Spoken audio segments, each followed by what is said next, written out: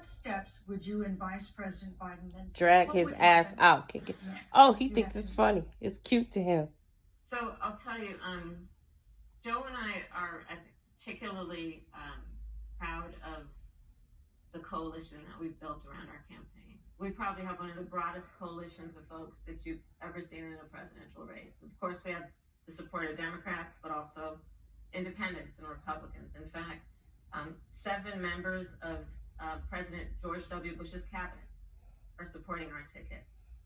We have the support of Colin Powell, Cindy McCain, John Kasich, over 500 generals, retired generals, and former national security experts and advisors are supporting our campaign. And I believe they are doing that because they know that Joe Biden has a deep, deep-seated commitment to fight for our democracy and to fight for the integrity of our democracy and to bring integrity back to the White House. And so we believe in the American people. We believe in our democracy. And here's what I'd like to say to everybody. Vote. Please vote. Vote early. Come up with a plan to vote. Go to iwillvote.com. You can also go to joebiden.com. We have it within our power in these next 27 days to make the decision about what will be the course of our country for the next 4 years. And it is within our power, and if we use our vote and we use our voice, we will win. And we will not let anyone subvert our democracy with what Donald Trump has been doing, as he did on the debate stage last week, when again in front of 70 million people, he openly attempted to suppress the vote. Joe Biden, on the other hand, on that same debate stage, because clearly Donald Trump doesn't think he can run on a record because it's a failed record, Joe Biden on that stage said, hey, just please vote. So I'll repeat what Joe said. Please vote. Thank you, Senator. Vice President Pence, President Trump has several times refused to commit himself to a peaceful transfer of power after the election. If Vice President Biden is declared the winner and President Trump refuses to accept a peaceful transfer of power, what would be your role and responsibility as Vice President? What would you personally do? You have 2 minutes. Well, Susan, first and foremost, I think we're going to win this election.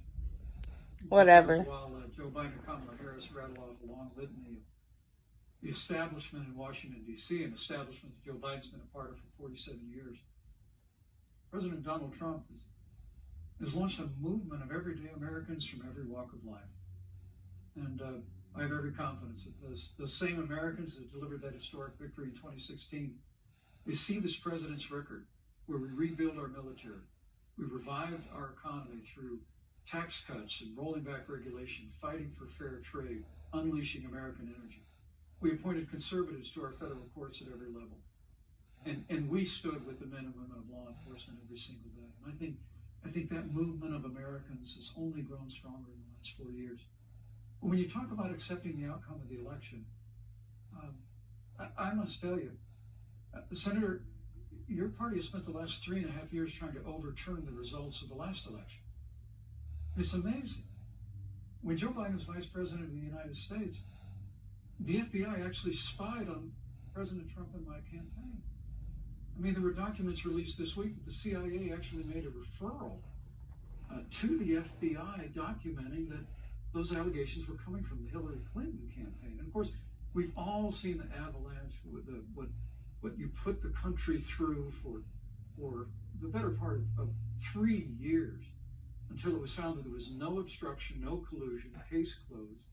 And then Senator Harris, you and your colleagues in the Congress tried to impeach the President of the United States over a phone call. And now Hillary Clinton has actually said to Joe Biden that in her words, under no circumstances should he concede the election. So let me just say, I think we're going to win this election. President Trump and I are fighting every day in courthouses to prevent Joe Biden and Kamala Harris from changing the rules and creating this universal mail-in voting that will create a massive opportunity for voter fraud. And we have a free and fair election.